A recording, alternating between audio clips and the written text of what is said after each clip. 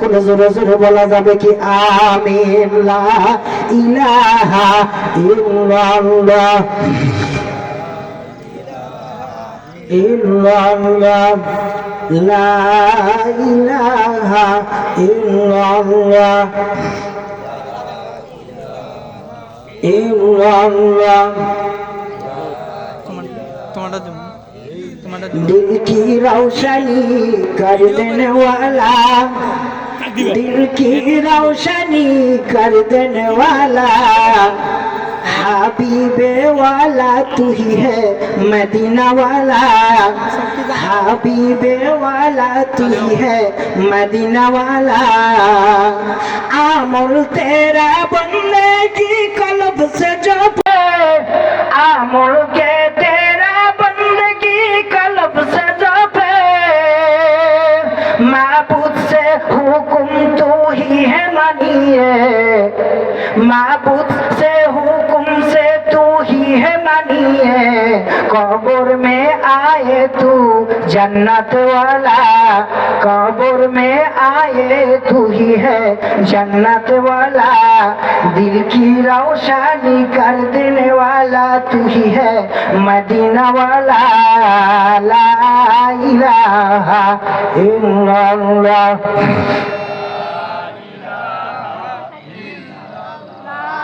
ला इलाहा इल्लल्लाह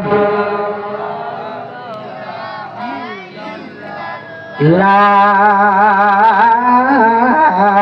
इलाहा इल्लल्लाह मुहम्मदुर রাসূলুল্লাহ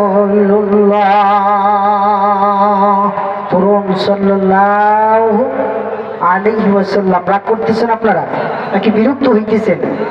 আমি তো বললাম যে অতীব স্বল্প সময় 30 মিনিট কথা বলবো, এরপরে পূর্ববর্তী আলোচক এসে যাবেন ইনশাআল্লাহ।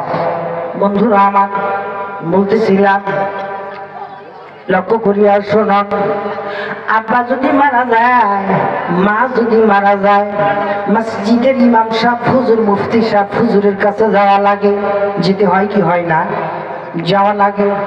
এই ভাইরা আমার আসুন, প্রত্যেক মানুষের বাড়িতে কিন্তু একটি গাড়ি চলে আসবে, গাড়ি চলে আসবে। এই ভাইরা আমার খুব লক্ষ্য করে দিনের কাছে শ্রবণ করেন বাবা। পৃথিবীতে যত প্রকার গাড়ি আছে সব গাড়ি ভাড়া করতে এবং কিনতে টাকা লাগে, লাগে কি লাগে না?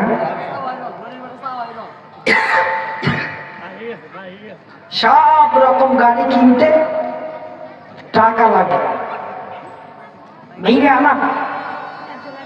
কিন্তু আর গাড়ি ভাড়া করতে হয় টাকা যদি না থাকে। কিন্তু এমন একটি গাড়ি আছে, সেই গাড়িটা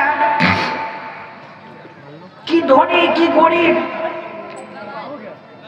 সর্বস্তরের মানুষের বাড়িতে সেই গাড়িটা একদিন তার আঙ্গিনায় যাবে, কিন্তু লাগবে না কোনো টাকা, লাগবে না কোনো ভাড়া কিনতে হবে না, কোনো পয়সা করে লাগবে না। এলান হলেই গাড়ি নিজে ইচ্ছায় মানুষ টেনে নিয়ে আপনাকে বহন করবে। কি বলেন? এমন একটি গাড়ি আছে না নাই? কথা বলুন জোরে, আছে না নাই? ভাইরা আমার লক্ষ্য করিয়া শোনন, মদের জীবনের শেষ গাড়ি মসজিদের খাটকিয়া বড়ই পাতা গরম করে দিবে গোসল করায়া বড়ই পাতা গরম পানি করে দিবে গোসল করায়া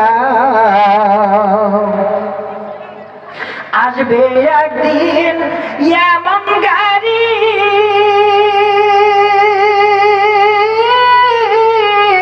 লাগবে না কোনো টাকা করি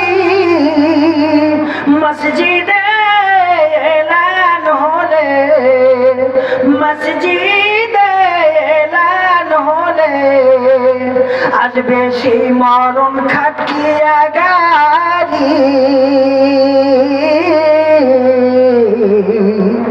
জীবনের শেষ গোসল করে নিবে কবরপুর ঘাটি, জীবনের শেষ গোসল করে নিবেন কবরপুর ঘাটি।